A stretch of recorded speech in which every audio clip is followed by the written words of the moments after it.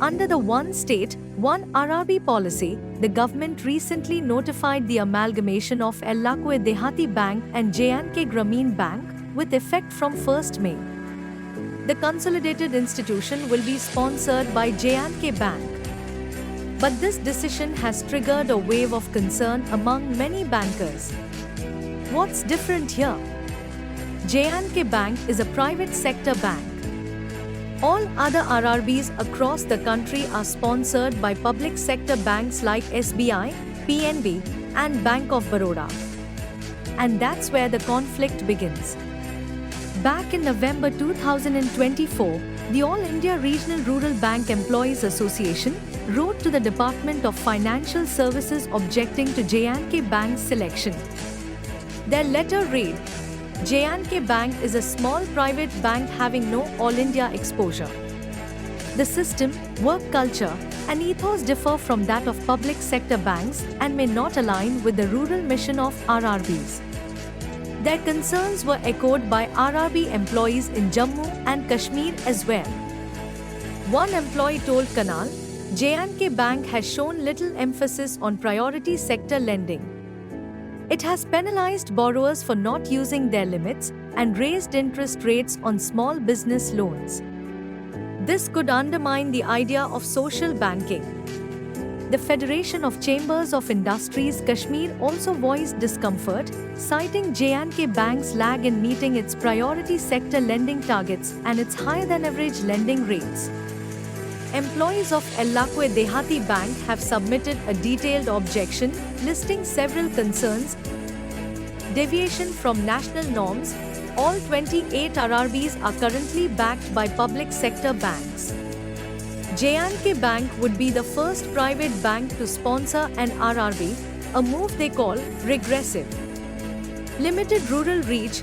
Compared to sponsors like SBI, J&K Bank is seen as lacking robust rural infrastructure. Career growth uncertainty. Employees fear a lack of transparent HR policies and structured promotions under private ownership. Profit versus purpose. They argue J&K Bank's profit-first model could clash with the developmental goals of RRBs. Regulatory concerns. The bank has previously faced GST violations, SEBI scrutiny, and RBI penalties. Operational history. Past incidents of fraud raise questions about internal control mechanisms. Preference for SBI. The letter highlights that SBI, which was Ellakwe Dehati Bank's sponsor prior to the merger decision, has a proven track record of supporting rural development. Public trust. Staff worry about how the public might perceive a government rural bank led by a private entity. Process transparency. They claim there was no consultation or clear rationale behind the selection of J&K Bank. Staff morale and retention. Employees worry that the uncertainty around sponsorship and future HR policies is already affecting staff morale.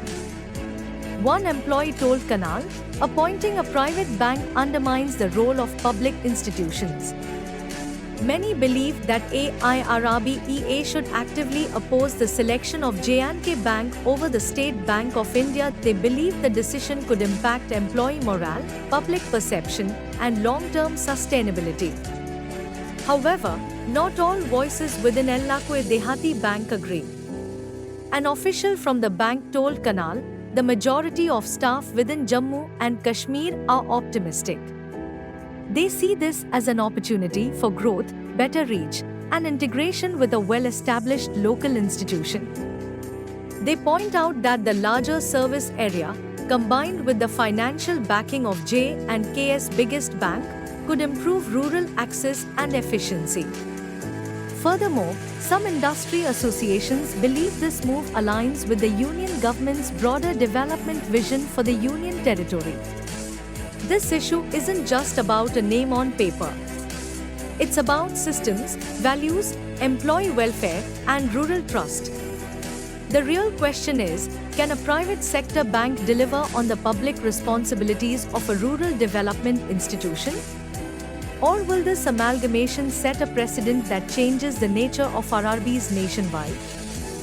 Share this video and stay tuned on Kanal for exclusive coverage of the RRB amalgamation and everything you need to know.